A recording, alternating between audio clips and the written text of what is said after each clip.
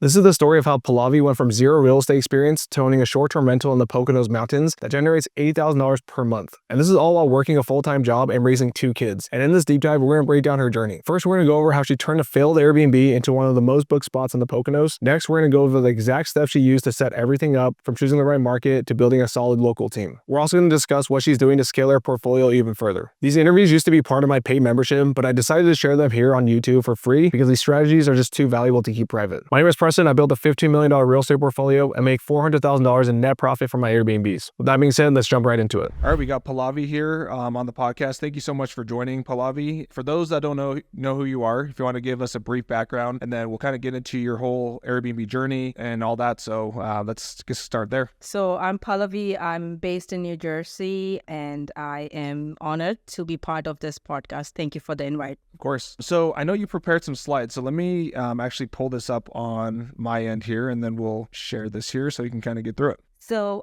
I just basically jotted a few bullets down to give a brief background about myself. I've been born and brought up in India, came here in 2006 to do my master's in biomedical engineering. Along the way, I also did my executive MBA. I worked in a medical device company for about 15 years. As I mentioned, I'm based in New Jersey. I'm married with 2 kids, 5 and 2 years old right now, which we were talking, they're a handful, which is fun and has its own challenges. The reason I started looking in real estate investment was about in 2022 was really to achieve financial freedom. After being working in a medical device industry for so long, it was like, all right, what's my next challenge? And that's kind of drew me towards looking into real estate investment. And I stumbled on your reel, one of your Instagram reels, and it just clicked with me. The genuineness with which you speak and the stepwise approach that you provide to help people educate and learn about what it even means for a newcomer like me who didn't know anything. It was very helpful. So I started following you. That's where it really started, I would say. I read a few books, and then I went and I got my real estate license, just studying at nighttime after work, after putting kids to bed in October 2022. And we invested and we bought our first multi-unit January 2023. That's a 2-unit place right here local in Jersey in our backyard. And after that, it was just, it came to us that in order to get to financial independence, we need to have a higher rate of return, which, as you know, with your 40 long-term rentals, like it's great security, but at the same time, the rate of return is slower. Hence, we decided to take a bit more risk and go into the short-term rental. And we started looking into the arbitrage, again, just not even knowing what that means. So learning everything from your YouTube channel, from the Instagram reels and so on. And then I also, this is now March of last year, which is when I signed up for the school. So you had an offer going on, and I think I was just one of the very few people who joined the group. I remember how small it was at the time to now how big it is. So I joined, I took that leap of faith. I was like, this is going to be worth it, again, because I found your content so helpful. I was confident that I'm going to find this helpful as well. So I took that course, never regretted, dived through all the content that you have shared. Everything is so well organized. And I really just followed that as my checklist. I really went about, all right, this is my step 1. I need to create my LLC, all those things, and just went step by step to then get to our short-term rental. Yes, but please feel free to ask more questions. Yeah, no, great stuff. And I think, your journey story is, very similar to, mine and some others that are, kind of interested in, real estate, right? Because, like you said, the long-term rentals have been great. And that's kind of the foundation that I've been able to build my portfolio on. A lot of, different learnings throughout that. But, I needed something that could accelerate that cash flow quicker. And this is kind of the route that, it took me. And so I know, we'll talk about dig into the numbers for the property that you purchased. But this last bullet point kind of is interesting. So I know a couple guys were very rude. So like, did you have any experience cold calling, or if you can just kind of briefly tell us your experience with this person that you mentioned here? Yes, absolutely. So my initial plan was to arbitrage, and I started looking into North Carolina. Initially, I thought I was stuck in the analysis paralysis to get to the market. And then I finally picked a market where we know someone and we have always wanted to visit, good reviews and so on. So I started calling landlords in North Carolina, and the guy, he picked up the call, and he was he was rude, and it was good experience for me, because he was like, I have 180 Airbnbs, so I know what you're doing. Now at this point I was still very early in the game, so I was trying to stick to the script that you have provided, not reading it by the lines, but still not so confident on what I'm saying. I'm a corporate business person. Like I didn't know what I'm really saying, right? Like I was nervous. And he was like, I know exactly what you're trying to do. And I have 180 Airbnbs. And you need to do more homework in understanding what the rules and regulations are. And I'm like, oh, that's really great. You have 180 Airbnbs. Like, I don't care, you're rude to me, but you have 180 Airbnbs. And he's like, yeah, but I don't have time for these calls, and you need to really call the county first. So again, my takeaway from that was, yes, he was rude, but I got a very important nugget, which is the state short-term rental could vary from the county short-term rental, could vary to municipality, to the level that if the house is in a HOA, then they can change the rules anytime on you. So that was very, very important learning for me that came, and also wake up call that I need to practice more before I get on these calls. And so going forward from there, I started making sure I understand the rules much, much better before I spend time calling the landlords. Yeah, I think that's really important, because a lot of people, and I get like there's a fine line between analysis paralysis and just kind of shooting from the hip and just going out there and making calls. But I like that you didn't get discouraged when, this guy called you out, was being very rude. You took that as a learning experience, and now, you got a property up and running that's going to do very well. So it's very interesting, like it's just small tweak or small direction that you go can,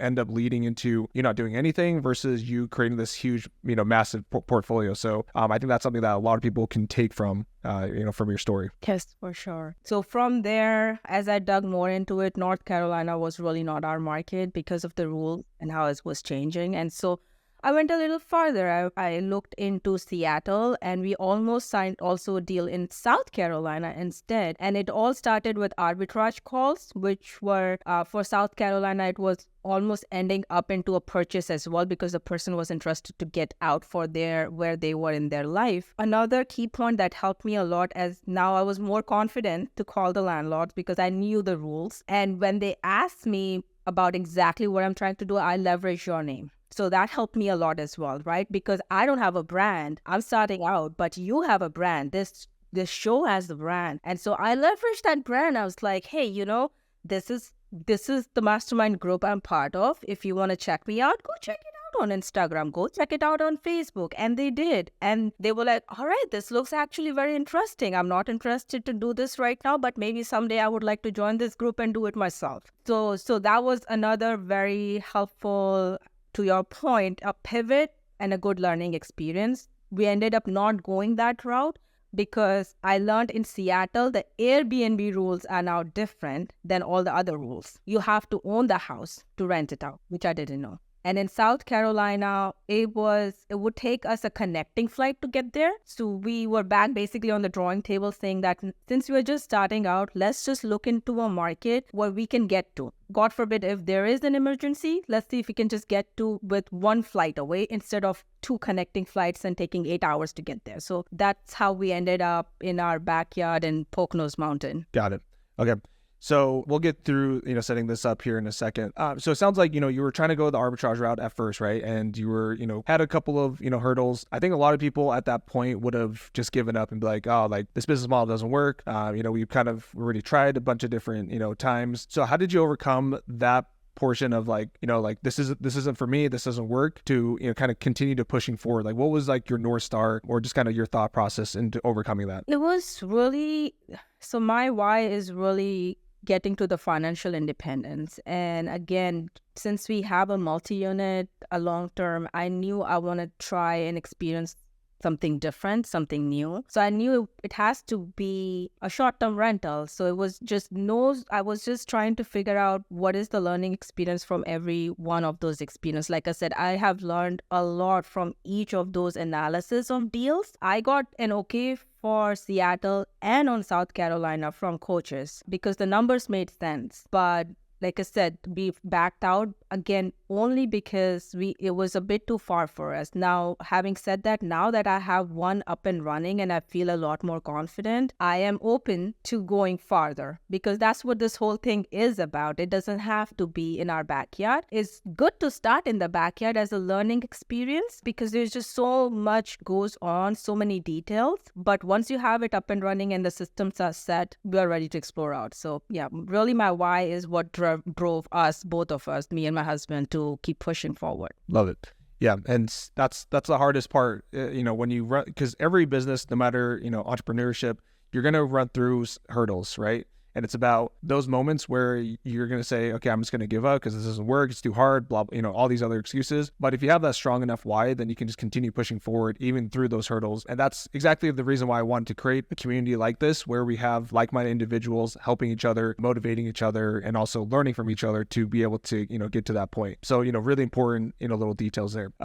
So yeah, let's shift gears a little bit. So I know you said, you got a property in the Poconos. So like, what made you kind of hone in on this specific market, and what were the things that you liked about it to go and select that? Yes, for sure. So Poconos is this is just 2 hours away from home. We can just drive there. It's also something that we have gone ourselves for vacations and stuff. So again, we know that area has a lot to offer. And those were the really two main reasons. As I started looking into rentals, there weren't so many rentals, which is what drew us towards purchasing a property instead of renting a property. Okay, so let's kind of go into this here. I think the next slide kind of shows you about setting up your first property. So let's just hit the slides here, and then just if you want to just kind of go through, how you decided to set everything up, like your ideas behind everything and all that. Yes, for sure. So I have to say, like, it did take us some time. We almost spent a month or two, at least 6 weeks, every weekend driving up there to look at a lot of different properties with our realtor until we found this one. So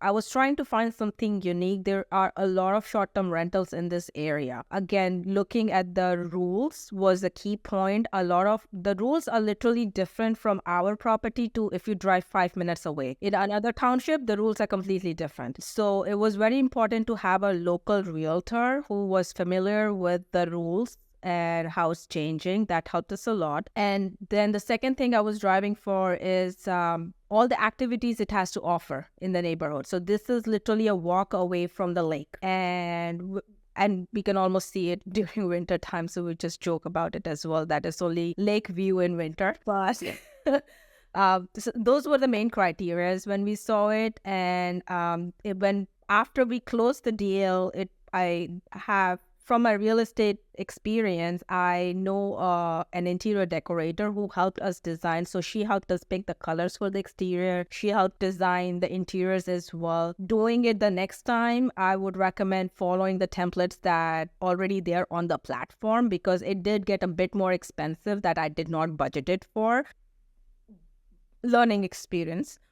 And then in terms of purchasing all the inventories, we went to Wayfair. We got a discount from the interior designer for that. And then Amazon, a lot of other stores, All Modern, all those things. And I hired local people again. To help set up the furniture and whatnot. So this is how it looked in the beginning, and then we changed everything. Got it. Yeah, I mean, obviously you did a great job on the property here. So, if we switch back over to this one, the pictures look amazing, like the hot tub, the fire pit and all that. So, maybe you can talk about, so maybe it was, more your interior designer, but what made you want to go the interior designer route to help you, furnish this place versus, going with someone else? Yes, it was just lack of confidence, I would say. I just at first felt like I don't know what I'm doing. And I knew I need to color the exterior, although while selling, the realtor said that they painted everything, it's brand new, but I just didn't like the color or the feel of it. So I wanted something more unique that would stand out in the pictures. And hence, I work with someone who is already on the team. Again, like I said, budget-wise, it went off the grid of what I expected. But other than that, she was very helpful to pick the color palette and then also design the rooms and stuff. Yep. I mean, pictures look great, turned out awesome. So yeah, I mean, these are the number breakdowns. And so let's kind of go a little bit into, like the first couple months of you going live. So I know you mentioned before a call that it was kind of during a slower time, but it looks like you're still cash flow positive, which obviously is great. And we'll dive more into the numbers here, but were you kind of nervous? Like, what was kind of your strategic plan, launching it, having that in mind that we're going into slow season?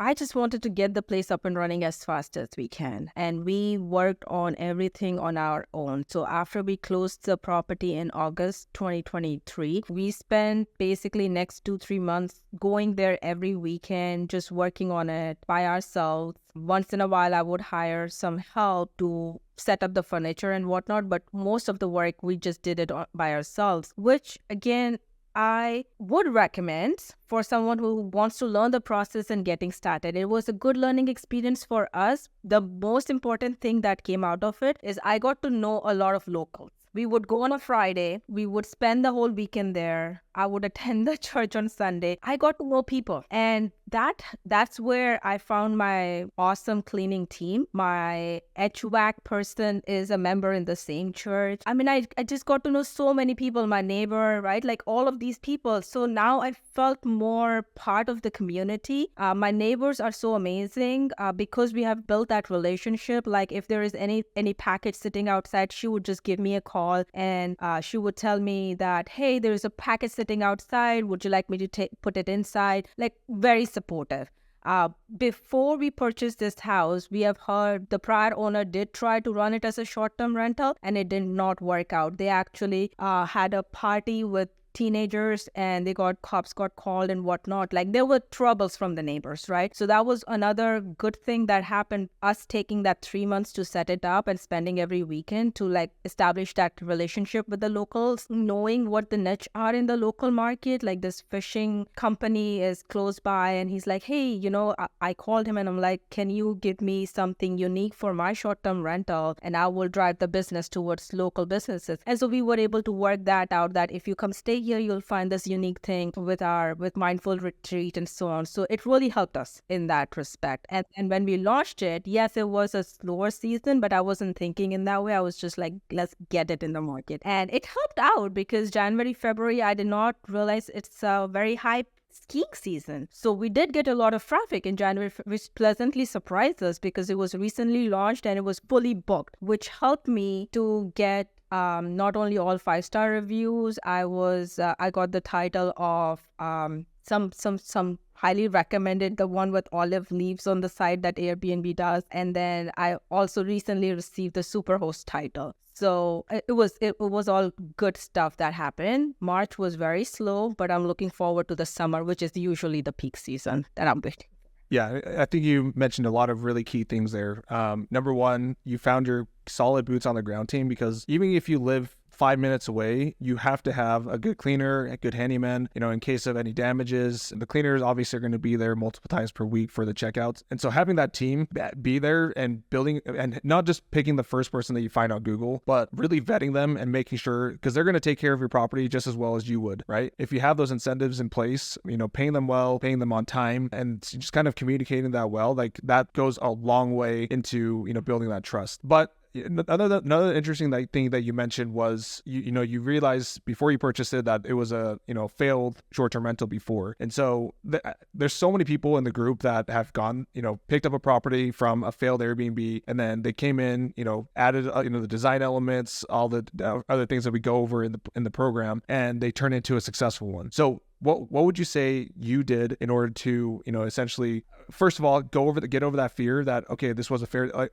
Airbnb before. What am I going to do to make it a successful one? And then the steps that you took to, make sure that it was going to, be successful.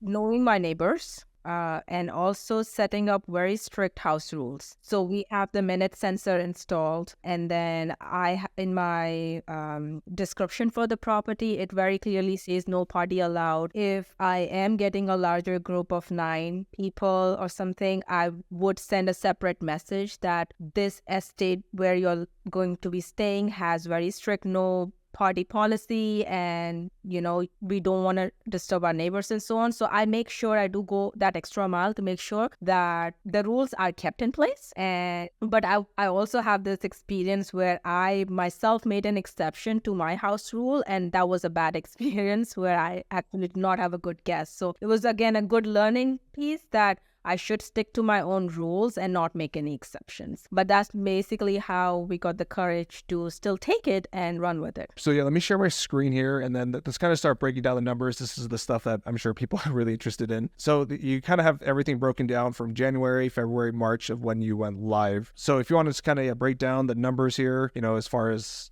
payments, net income, and then what you're kind of projecting as we get into the summer. I know you said the summer months, and as of this recording, we're April 10th. So what were you projecting in the summer, and also just kind of break down what you've gone so far? Yes, for sure. So January, as mentioned, January and February are really the peak season. February really surprised me because February is when I picked up more days in the week than just the weekends, which you can see helped us in terms of the overall revenue, and then after deduction of expenses, the cash flow as well. But in terms of summer, my cleaner team. So my cleaners they manage about 15 different houses, and I really trust them. They live there. They're local. They are literally 5 minutes from my home, and they have told me of how busy the summer gets, that every single day is going to get booked. So since this is my first time, I honestly don't even know what to expect, but it's definitely going to be crossing at least 8,000 to 10,000 mark for sure in summertime. Yeah, I mean, at the current rates right now, just like looking at this, like you're getting $500 a night, on like a, quote unquote slow season. And I know some, properties in this area, and like they get some big numbers. So I think you'll be over the 5-figure mark pretty easily come the summertime, which I'm sure you're excited about after all the hard work you put into it. After seeing the March numbers, yes, I am looking forward to it. Yes. Yeah. And like every market, there's no perfect market, right? There's always going to be ebbs and flows, the market conditions. And so kind of planning for that and understanding like, okay, if I launch in, let's say January, and that's a slow season, you can kind of expect that, because there's a lot of times where people will launch and they're like, I'm not getting any bookings. Like, what's wrong with my listing? It's like, there's nothing wrong with your listing. It's just, you're just in slow season. Everyone's going to be slow, right? And then you basically, I always take a look at the 12-month aggregate, and that's going to really show you if your property is actually performing well or not, is by taking the last 12 months data instead of, relying on being like, oh, well, this property's not going to work out because I launched, during the slowest time of the year.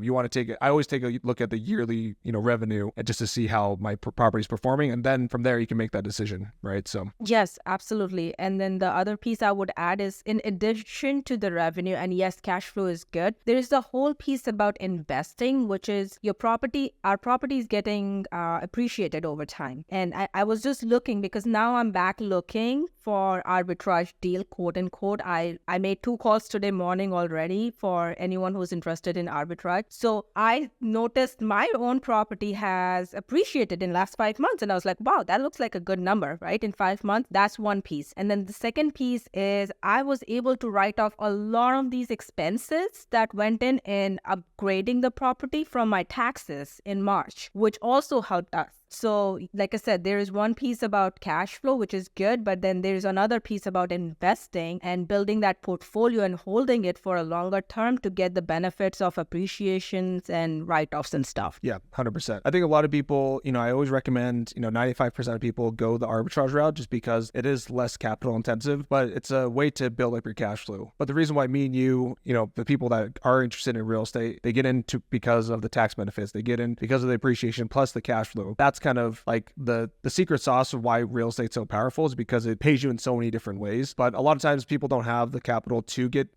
going and started right off with purchasing properties. That's the end goal, right? But there are so many benefits that go into owning properties. So that's why I always say, start with arbitrage if you can, and then go into purchasing properties, because that's where the real money is made, and that's where you can just kind of let it ride out. And then over the span of years, and even like you said, you look back 5 months and you've already seen how much your properties are already appreciated in that short amount of time. But imagine what's going to be 10 years from now. Right. For sure, yes. And this is what I've learned so far in my journey, is there is not one cookie cutter answer or way for real estate investing, right? Everyone's journey is going to be just so different. So we got to all figure out our own paths. And as I said, we purchased this one, but now I'm looking at arbitraging it because I'm low on that investment piece right now. We just closed. So again, there is no right and wrong answer. It's all what worked best for you, and we figure our own way through it. Yeah, love that. So let's go back into the setting it up. So yeah, let's kind of go through kind of like what your key learnings were here, and then let's kind of go into wrapping this up. Yes, for sure. So we covered a few bullets from here already. Making connection with the locals. Cleaners is the most important piece. Like my roof was leaking in February. Although it's winter, there was rain with the snow. So my cleaner, literally, she called. She was like, oh, don't worry about it. I already called a roofing guy, and there's somebody who's going to come in with the material. She sent him the pictures. He's going to come in and fix it up on Friday. And so it's just the convenience piece. And once you establish that trust, it goes a long way. One of the things that I am doing with my team, which, so instead of them sending me pictures after every cleaning piece is done, we actually do a walkthrough. So before my guest is going to check in, we do a video walkthrough. She calls me on the WhatsApp and she literally just walks me through the whole property, and we check on everything. And that gives me the sanity that is the latest, because usually we do our walkthroughs 2 hours before a guest is coming in, and she would just like mop the floor with nice smelling oils, whatever. And it's worked out great. So if whoever is looking for advice, like that's one way to look to establish that good relationship with your team, foot on the ground. And once you have that trust, then it's going to go a long way. So treat them well. Yeah,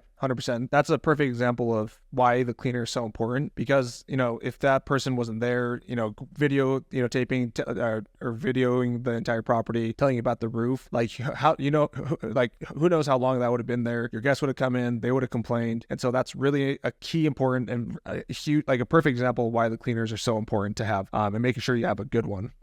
So love that. Yeah. So kind of looking ahead into the rest of this year, let's talk about, some of the goals that you have. I know you mentioned a couple here, but let's kind of go through and walk through what your thought process is here. So I am looking to, again, as I mentioned, I'm already making arbitrage calls. At first I was going back and forth on let's find a new market to arbitrage. And then it was, I think in one of your videos, you talk about how you own about the whole street, right? And that was like a light bulb moment for me. I'm like, yes, I should look at another market, but why not just stay in my own market? Since I have such a good team of cleaners and everyone, I know electricals, I know everyone in the market now. So instead of trying and creating a new team another place, why not figure out if I can find arbitrage deals in the same market? It's gonna be tough, but this is where the patience also comes in, that just keep on making the calls. And it's a numbers game, as you say in your classrooms. It's a numbers game. It's gonna collect. So just staying put. That's my goals. Yeah, for this year. Love it. And I'm sure you're well on your way to getting there. Love to see all the success you've had so far. So to wrap this up, what would you say to someone that's looking to start their own journey, whether that's any business, Airbnbs, etc.? There is no perfect time to do it. It's never easy. It's never meant to be easy. So just take actions and work hard, and it will pay off. Awesome. Pallavi, thank you so much for hopping on, sharing the intimate details of your business. Congrats on all the success you've had so far, and I'm sure there's more along the way. So excited to see where you're at here in a few months. Thank you, Preston. Thank you for your time, and thank you for setting this up. Thank you for doing what you're doing. It has helped me. It has helped thousands of us. So thank you for helping all of us achieve or work towards our financial freedom goals. Appreciate it a lot. Awesome. Yeah, really appreciate those kind words. Okay. Talk to you soon, Pallavi. See you. You soon. Take care. Bye.